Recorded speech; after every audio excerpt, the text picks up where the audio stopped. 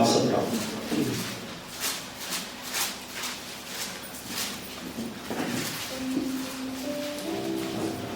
या ठिकाणी पहिल्यांदा आपण देवाच्या सेवकासोबत, पास्टर सोबत जे रिलेशन आहे मंडळीचं किंवा तुमचं विश्वासणारे या नात्याने त्या रिलेशन विषयी आपण या ठिकाणी पाहतोय. वाचा माझ्याबरोबर 5:17. काढले सर्वांना मिळालं? हा,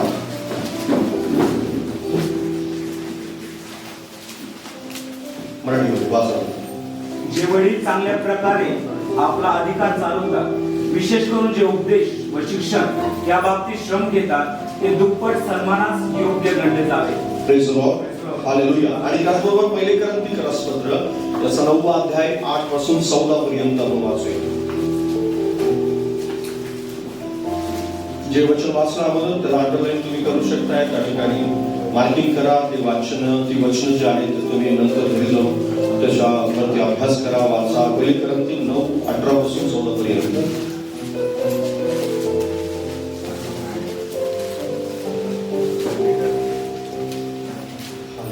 Thank you, Jesus. 18 पासून 8 पासून 14. मी माणसाच्या रिवाजाप्रमाणे या गोष्टी सांगत आहे काय? नियमशास्त्रही तेच सांगत नाही काय? कारण मोशेच्या नियमशास्त्रात असे लिहिले आहे की मळणी करत असलेल्या बैलाला मुसकी घालू नको. तेव्हा देवाला बैलाचीच काळजी आहे की तो हे सर्वस्वी आमच्याकरिता सांगतो. हो, हे आमच्याकरिता लिहिले होते. अशा अर्थाने की जो नांगरतो त्याने आशेने नांगरावे आणि जो मळणी करतो त्याने ती उपभोग घेण्याच्या आशेने करावी. आम्ही तुम्हासाठी आत्मिक वस्तूची पेरणी केल्यावर जर तुमच्या ऐहिक वस्तूची कापणी केली तर त्यात काही मोठी गोष्ट आहे काय? दुसरे लोक जर तुम्हावरच्या या हक्काचा उपभोग घेतात तर तो आम्ही विशेष करून घेऊ नये काय? तथापि हा हक्क आम्ही बजावला नाही. एवढेच नव्हे तर ख्रिस्ताच्या सुवार्तेला काही अडथळा करू नये म्हणून आम्ही सर्व काही सहन करीतो. मंदिरात सेवा करणारे मंदिरातले उत्पन्न खातात आणि वेदीजवळ सेवा करणारे वेदीचे भागीदार आहेत. हे तुम्हाला ठाऊक नाही काय? त्याचप्रमाणे प्रभूने नेमले आहे की जे सुवार्ता सांगतात त्यांनी सुवार्तेवर आपली उपजीविका करावी. Praise the Lord, hallelujah. या दोन्ही वचनांच्या मध्ये पास्टर आणि त्यांच्या मंडळीतल्या असलेल्या रिलेशन विषयी बऱ्याच गोष्टी तुम्हाला पाहायला मिळतील. पहिली गोष्ट म्हणजे काय की देवाचा सेवक जो आहे तो एक पाचारलेला व्यक्ती असतो परमेश्वराकडे आणि त्या पाचारणाशी तुमचं सहमती असली पाहिजे. Hallelujah, praise the Lord. बाजूला सांगा, देवाच्या सेवकाच्या पाचारणाशी तुमची सहमती असली पाहिजे.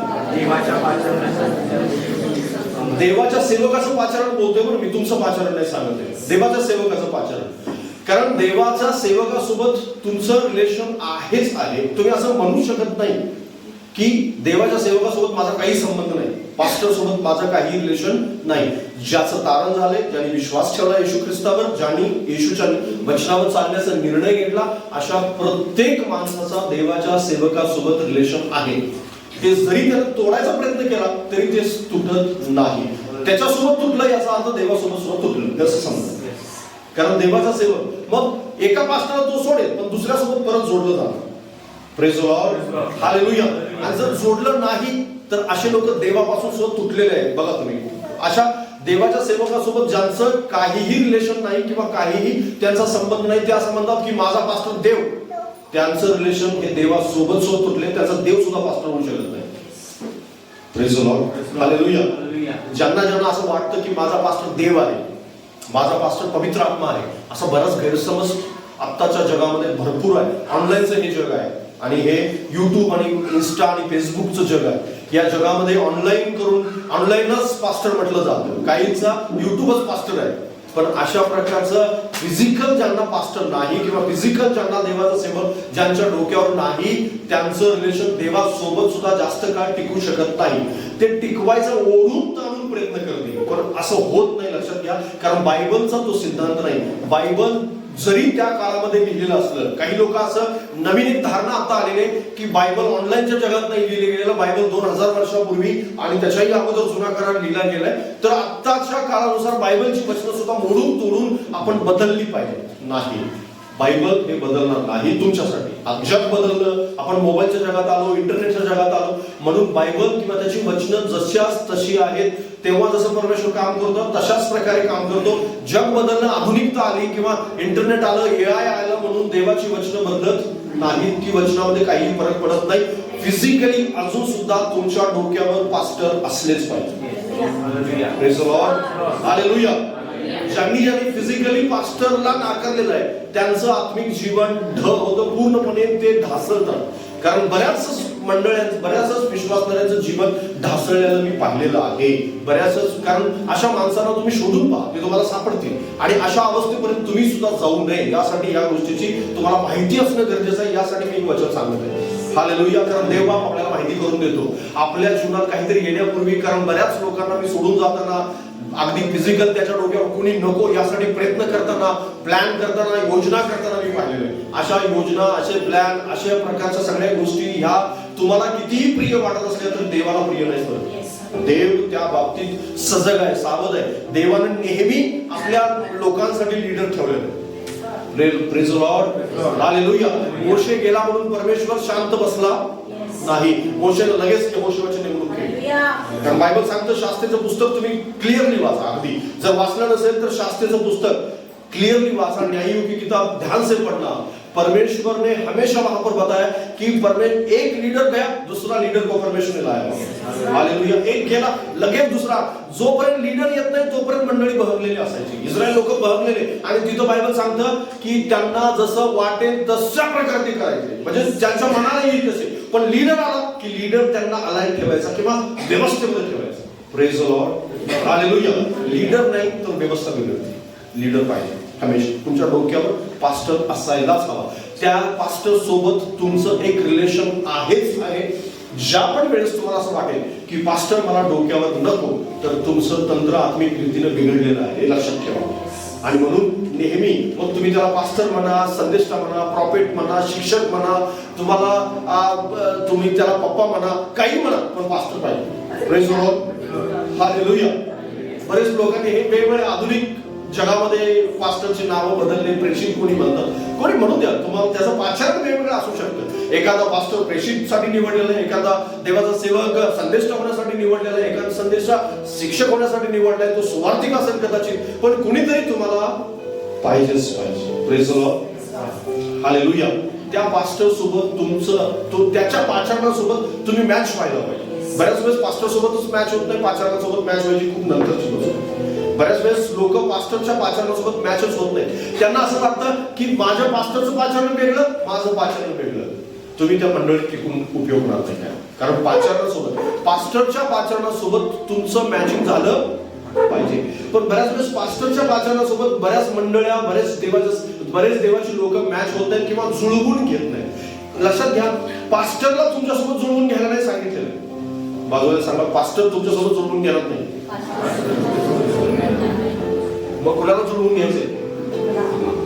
विश्वास करणारा पास्टर सोबत जुळवून घ्यायचं. Praise the Lord, hallelujah. पण बऱ्याच मंडळांची उलटी तरा झालेली. काय की ते म्हणतात की पास्टरनी माझ्यासोबत जुळवून घ्यावं, पण पास्टर तुमच्यासोबत जुळवून घ्यायला बसलेला नाही. देवाचा सेवक हा नियम सांगतो. कारण आता ह्या आपण काय म्हणतो, आपण कुठे आहोत? लोकशाहीमध्ये आहोत. कशामध्ये आहोत आपण? लोकशाहीमध्ये. पण बायबलमध्ये ज्याला आपण हे अशा प्रकारचं जे वातावरण म्हणतो ना आज लोकांमध्ये आहे ना, की जो लीडर आहे तो नेहमी सेवक आहे. पण जरी सेवक असला तरी लीडर आज्ञा देतो आणि मंडळीला त्याच्यावर विश्वास ठेवून फॉलो करावा लागतो. हा बायबलचा काय आहे?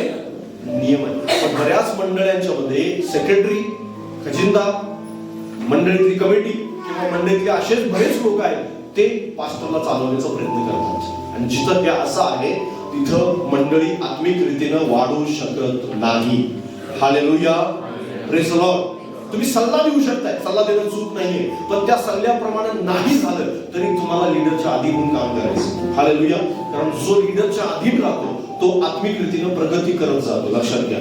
कारण मोशेला, यहोशुआला किंवा देवाच्या मंडळीला ज्यावेळेस, कारण तुम्हाला माहिती इस्रायल लोकांचा प्रवास हा आपल्या मंडळीच्या प्रवासाला दर्शवतो. Praise the Lord.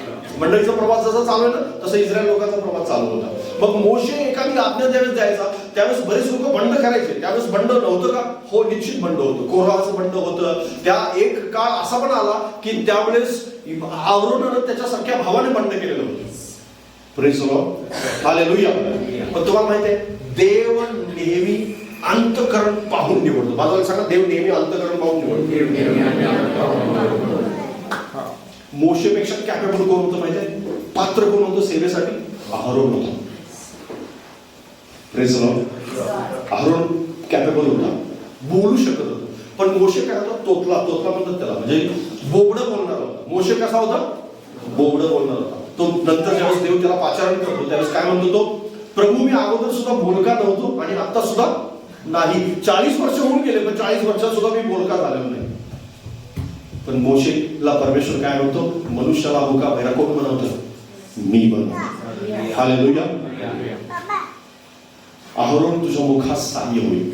अहरोन काय होईल? तुझ्या मुखास सहाय्य होईल. तुझा तू अहरोनाला सांग तुला बोलता येत नाही तर तुझ्या वतीनं तुझं भाषांतर करून फारूला जे बोबड्या शब्दात तू सांगशील ना ते सगळे स्पष्ट शब्दात अहरोन सांग. Praise the Lord. Hallelujah. Aaron मोठा भाऊ होता, मोशे लहान भाऊ होता. मिरियाम सुद्धा त्याच्यापेक्षा मोठी होती. मिरियाम मोठी होती, अहरोन पण मोठा होता, पण मोशे लहान होता. तरी सुद्धा देवाने मोशेचीच निवड केली, अहरोनाची आणि मिरियामची केली. Praise the Lord.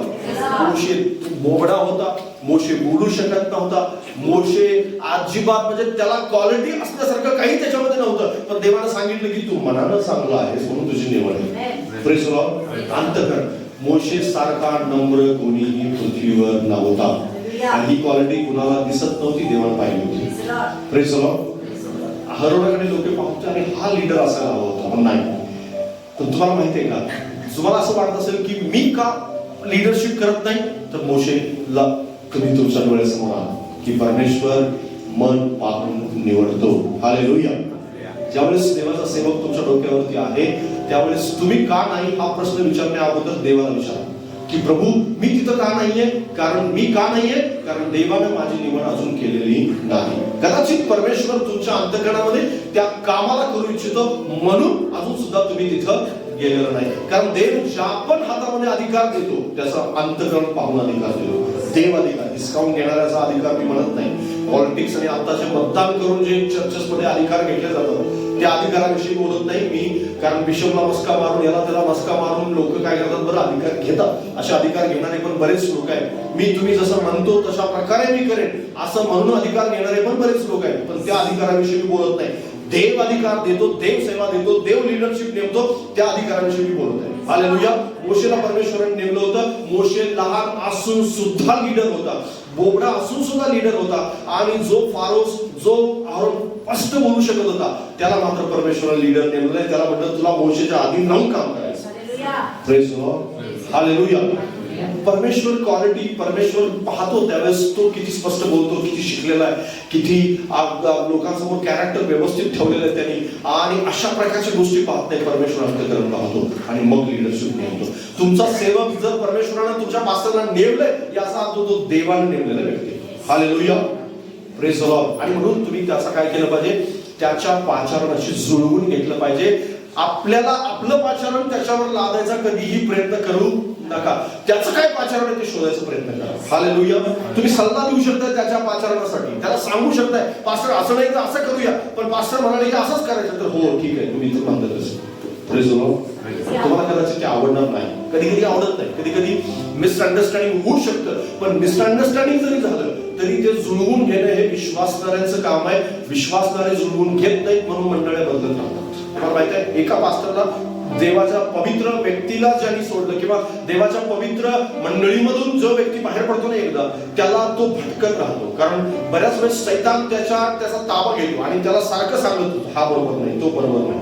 कारण जो एका पास्टरचं परीक्षण करतो तो दुसऱ्याही पास्टरचं परीक्षण करतो. जो एका मंडळीला पवित्र मंडळीला सोडू शकतो तो दुसऱ्याही मंडळीला पवित्र मंडळीला सोडायला त्याला जड जाणार नाही. पण आणि एका मंडळीसोबत जो जुडलेला आहे, ज्याचा जन्म तिथं झाला, त्या ठिकाणी जो तो चांगल्या प्रकारे प्रामाणिक राहत आहे. मी तुम्हाला सोडून तुम्ही जाऊ नये ह्यासाठी सांगत नाही, देव जे सांगतो ते मी तुम्हाला सांगतो. हालेलुया. तिथं जन्म ज्याचा झालेला आहे त्या ठिकाणी जर तो प्रामाणिक राहिला तर मी तुम्हाला खात्री देतो की मोशे रानामध्ये असून सुद्धा त्याला कोणीही मार्गदर्शक नव्हतं, तरी त्याने देवाने त्याची निवड केली. Hallelujah.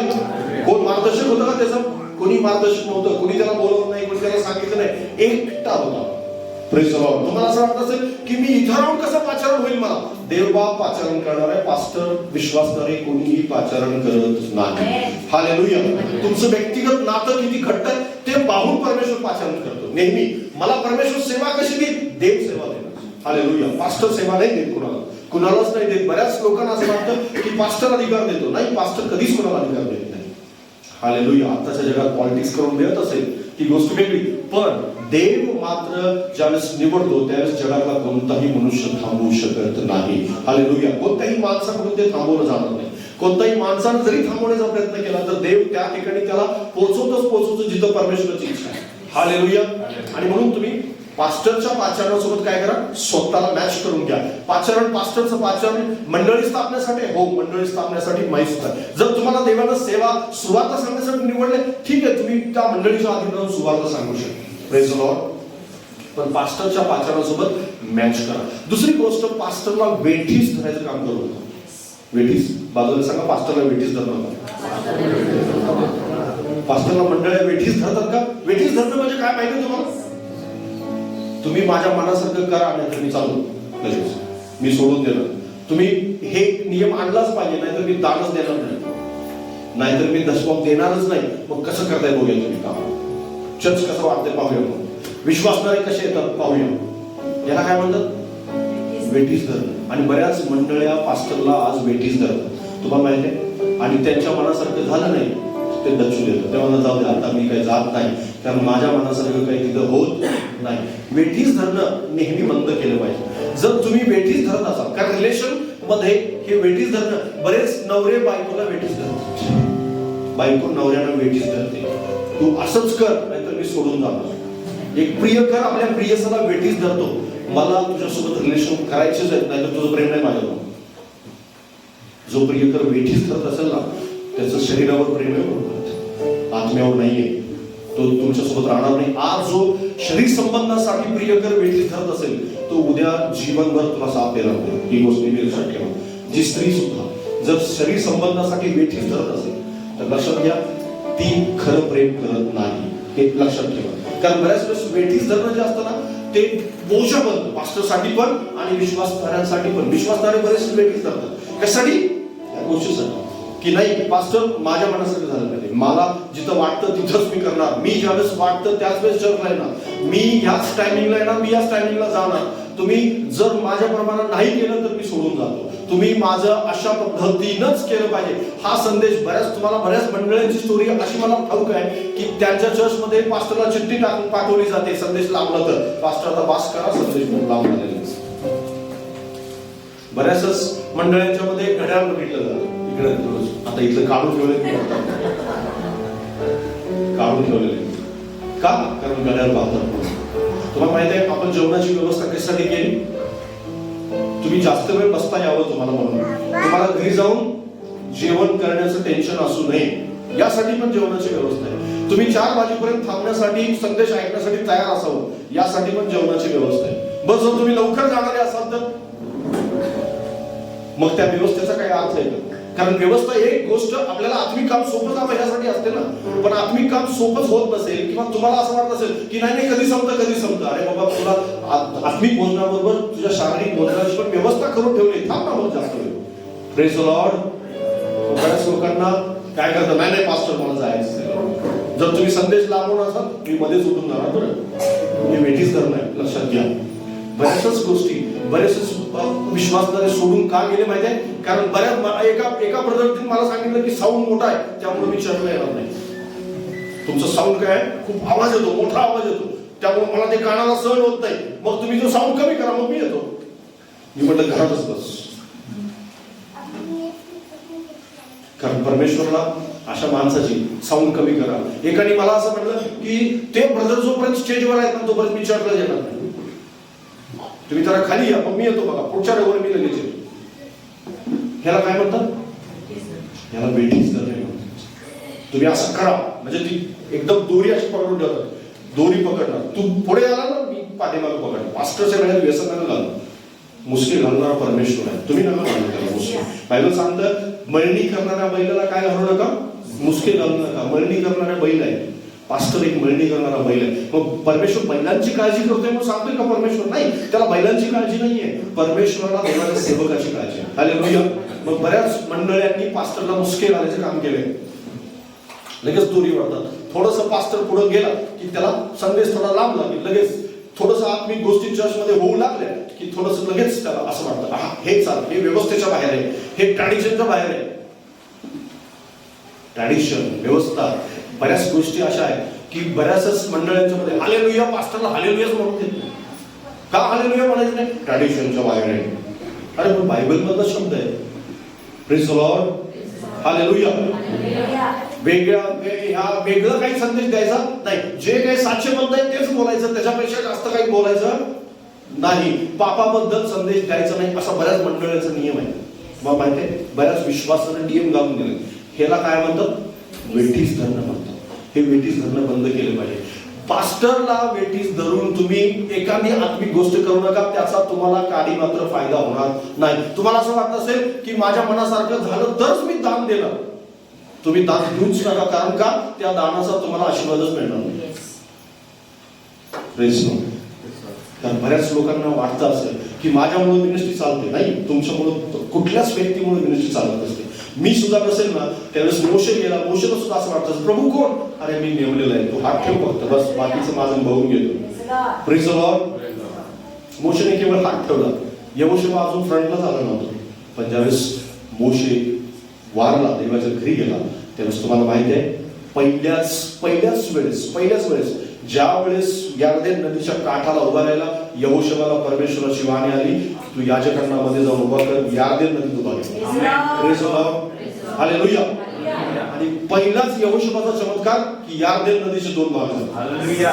Praise the Lord. Bible सांगतं की यहोशुआच्या जन्मभर मरेपर्यंत परमेश्वर त्यासोबत. कुणाही मुळे प्रवास थांबत नाही, मिनिस्ट्री थांबत नाही. एखादा विश्वासदार असेल, देवाचा सेवक सुद्धा असेल, एखादा म्हणलं की प्रभू मला हे करायचंच नाही, प्रभू म्हणतो हो बाजूला, मी दुसऱ्याला घेऊन येतो. तुझ्यापेक्षा अपात्र मनुष्य तुझा असं वाटत असेल की हा काय करेल, त्याला मी घेऊन येऊन मिनिस्ट्री चालू. कारण देवाने चालवलं पण. हालेलुया. परमेश्वरा नाही चालवलं का? बऱ्याच देवाच्या सेवकांचं तुम्ही पहा, शब्दाला असं म्हणायचं प्रभू मी नाही तर कोण, मी तर तुमचा आहे, आणि हा मुटका आम्ही काय करणार आहे? परमेश्वरानं मुटक्या दावीला करवी ते करून घेतलं जे यहोशुआ उंच असून, जे शाऊल उंच असून सुद्धा काही करू शकतो. Praise the Lord. हालेलुया. पलिष्टी त्याच्या आणखी कधीच आले नाहीत, बायबल सांगतं. पण पलिष्ठांना दावीला खरा हलवलं. हालेलुया. जो उंची नसलेला मनुष्य, सुकुमार, ज्याच्याकडे पाहून असं वाटतं हा काय हवेल, पण त्याने हलवलं. फक्त देवाला काय हवंय? देवाला ती माणसं हवी आहेत की ज्याद्वारे परमेश्वर काम करेल. तुम्हाला असं वाटत असेल की वेठीस धरण्याद्वारे माझं काम सक्सेस होईल किंवा माझ्या मनासारखं होईल, तर ती तुमची मिस्टेक आहे. कारण अशा प्रकारे करणं चूक आहे. पास्टरला कधीच वेठीस धरू नका. तिसरी महत्वाची गोष्ट, पास्टरची तुलना इतरांची करू नका. तुमचं रिलेशन आहे का? पास्टरची तुलना. बऱ्याच नवरे आपल्या पत्नीची तुलना इतर स्त्रियांशी करतात. माहिती तुम्हाला? त्यामुळे प्रॉब्लेम काय क्रिएट होतो?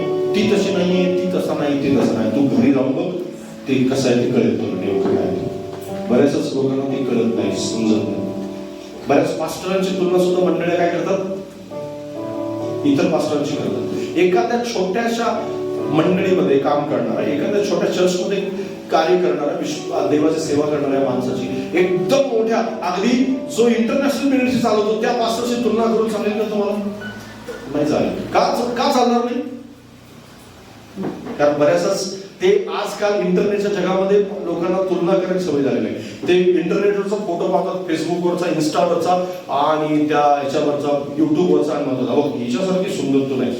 बायकोला जसं म्हणतात ना हिच्यासारखी, हे कसा तिनं 4-5 थर मारलेले मेकअपचे, बरेचसे इंजेक्शन घेऊन ती काय झालेले, सुंदर झालेले, नाकाची सर्जरी केलेली मग सुंदर झाली. तुझ्या बायको तू पेरंडवली आणून द्यायला कसं बसतो आणि मग बायको कशी सुंदर दिसते. बऱ्याच लोकांचा गणित असा आहे. त्यांना असं वाटतं की अरे अशा तुलना करत असताना विचार करा की मी मंडळीसाठी काय केलं. पास्टर आमचा छोटा आहे किंवा पास्टरच्या द्वारे चमत्कारच होत नाही. एक वेगळ्या प्रकारचं एक मंडळांच्या मध्ये हे असं झालेलं, आमच्या पास्टरद्वारे चमत्कारच होत नाही. आमच्या मंडळांच्या मध्ये मोठे चमत्कार अगदी इन्स्टंट चमत्कार होत नाही. केवळ पास्टर जबाबदार आहे का इन्स्टंट चमत्कार न होण्यात? कोणाला असं वाटतं की केवळ पास्टर जबाबदार आहे? आता तुम्ही हातवर करणार नाही, पण बाहेर खूप हातवर करत असाल तुम्ही. हालेलुया. बाहेर मात्र लोक, मला माहिती आहे मंडळांच्याविषयी, मला माहिती आहे विश्वासणाऱ्यांचं हृदय, पण ज्यावेळेस पास्टरची तुलना करता त्यावेळेस तुम्ही स्वतः काय केलेलं आहे मंडळी वाढण्यासाठी? तुम्ही स्वतः काय केले इन्स्टंट चमत्कार करण्यासाठी? तुम्ही इन्स्टंट चमत्कार होण्यासाठी कधी आठवड्याभर 7 दिवस उपास केला? विचार करा. 7 दिवस